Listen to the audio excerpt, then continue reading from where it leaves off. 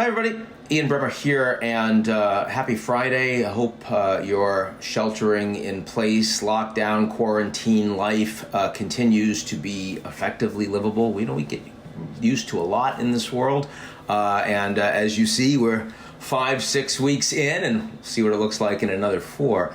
One thing I've been asked about an awful lot, because it is so obvious that we lack global leadership in this environment, is, well, when we come out, is it going to be obvious that this was such a mess? Can we get back to a U.S.-led global order? The rest of the world, can we cooperate more? What if Biden wins the presidency?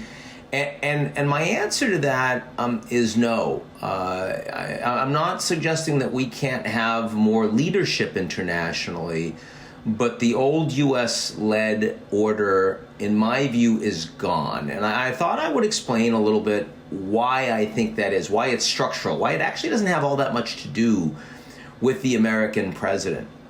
One big piece is the international piece. The old order didn't only rely on the United States, it also relied on a lot of alignment from other countries around the world. For example, it relied on the transatlantic relationship, the strongest alliance in the world. Well, the UK, as you know, has already left the European Union, making it weaker.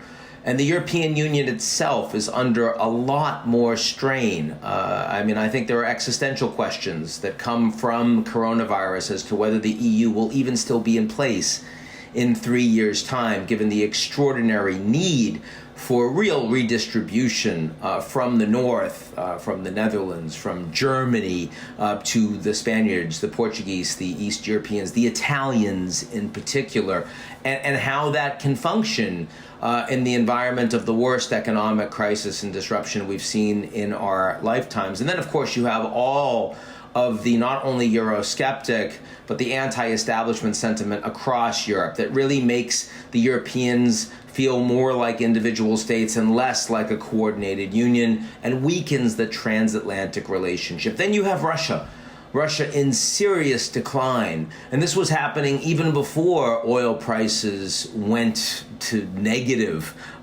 for a month's future trade, and going to be another month, and went to $20 or less for to be able to get out of the ground. Of course, Russia is one of the largest producers and exporters in the world, with a badly managed economy that's smaller than Canada, his own popularity diminishing, handling coronavirus badly at home.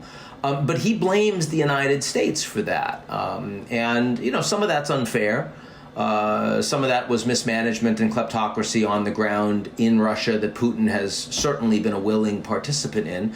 Some of it is fair. Some of it is the Americans not helping the Russians after the Soviet Union collapsed, and instead expanding NATO right up to their borders, and the Europeans expanding the EU right up to their borders. Also the fact that energy, you look at the pipeline diplomacy from the U.S., which was really to get the Caspian and the Caucasus away from Russia and have American companies benefit. What about Russia? So they're angry, and they're working hard to undermine both the transatlantic relationship, but also democracy in the United States, and their interventions playing on American divisions, as well as inside Europe. And that's only going to continue with weaker institutions and more people that are angry with the sense that those institutions are rigged. Then you have China.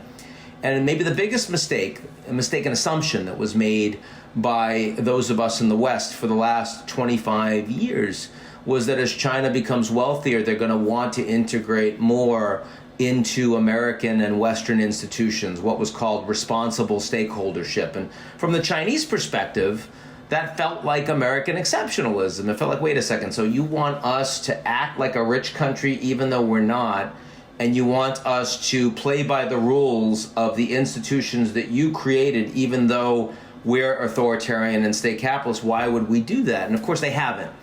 And instead, you see Xi Jinping consolidating power under him, though feeling more vulnerable these days, both internationally and domestically, and that's a different story for a different day, but also strengthening state capitalism and strengthening the strategic control and alignment of key industries with that of the Chinese government, and building international architecture that competes with that of the United States and the West, the Asian Infrastructure Investment Bank, the Chinese Development Bank, most importantly, One Belt, One Road. And so for all of those reasons, the alignment with a U.S.-led global order has structurally changed radically from the one that allowed our old geopolitical order to persist. And that's been happening incrementally over decades, but it's been speeding up. And certainly the Trump presidency has facilitated that and exacerbated that to a degree. But again, it was coming anyway.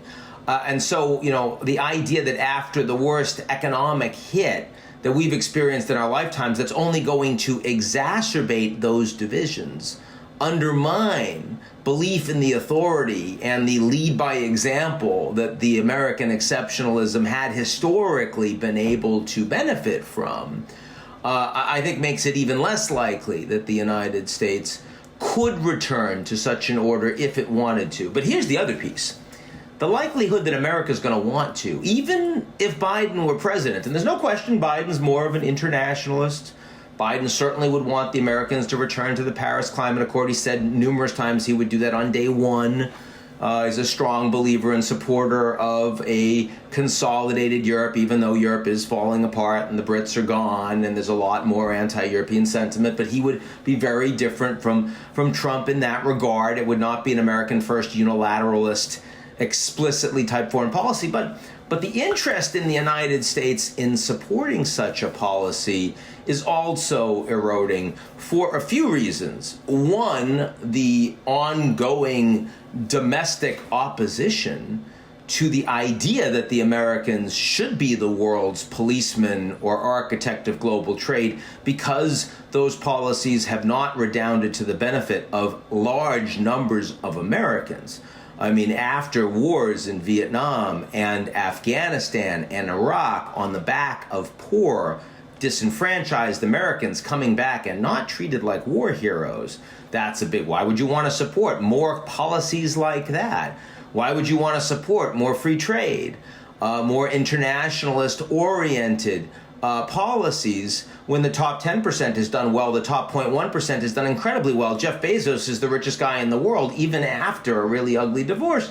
But the average American since '76 hasn't gotten squat. And so they don't support that, and this is going to make that worse. You've got 15% unemployment right now, could be moving to 20% in the next month. And I mean, even getting that to low double digits in a couple of years is going to be hard. Well, that's with the next president, Trump or Biden. The ability to support, let's go back to American internationalism in that environment, I just don't think you're going to see it. And then you also have the fact that American power internationally is also going to feel like it's getting less from allies, not more. I mean, NATO is not aligned towards dealing with China, but China is the principal concern. So would the Americans support NATO as much as they had 10, 20, 30 years ago when it was oriented towards the principal concern? Not really. How about the Middle East? When the Americans needed all the oil from the Middle East, real issue. But how much do the Americans really want to support the Saudis and the Gulf states when the U.S. is the largest producer in the world? And when oil production and prices have gone down because the Saudis and the Russians are fighting, do the Americans really want to, be more cooperative and spend more money and have more troops in that part of the world? I suspect the answer to that is no. And technology firms are going to be the big winners coming out of this. That's how the economy's working right now. That's how I'm talking to you right now. And that's going to be even more true as we come out of the other side of this coronavirus crisis. And yet, those companies are overwhelmingly American, not European, not Japanese, not South Korean, not Canadian. So America, what America thinks and what the average American thinks they get out of other countries, even immigration. And I've been a big supporter of relatively open immigration because, of course, my grandmother came here from as an Armenian from Aleppo, her family, and came here through Ellis Island. So, of course, I'm very proud of that, and I love what the Statue of Liberty stands for. But I also recognize that if we increasingly don't need labor in the United States, if we're automating and we have 15% unemployment, you're just not going to support the kind of immigration you have historically. So for all of those reasons, I think that American interests in playing the role of the leader of a more multilateral global order, even if we could do it, and I'm suggesting for all the reasons I mentioned at the beginning that we couldn't, it would be increasingly hard, I think we're going to be much less interested, irrespective of who we vote for in November, who becomes president in January. Hoping those two things are the same thing, by the way, but that's another story too. So anyway, that's a little of the reasons why my answer is no. And it doesn't make me feel hopeless or depressed. It just makes me feel like we're going to have to think about a different global order where the Americans remain the most powerful, but the nature of the institutions, the participation, the values, the standards are going to have to actually be more collaborative, more cooperative. And we're going to have to work pretty hard to build them pretty quickly, because the challenges we're going to have, not just this pandemic, but also climate change and a bunch of others, are deeply global in their nature. And so the response is going to have to be much more than just American too. So anyway, some views for me as we go to the weekend. Everyone be safe, avoid people, and I'll talk to you next week.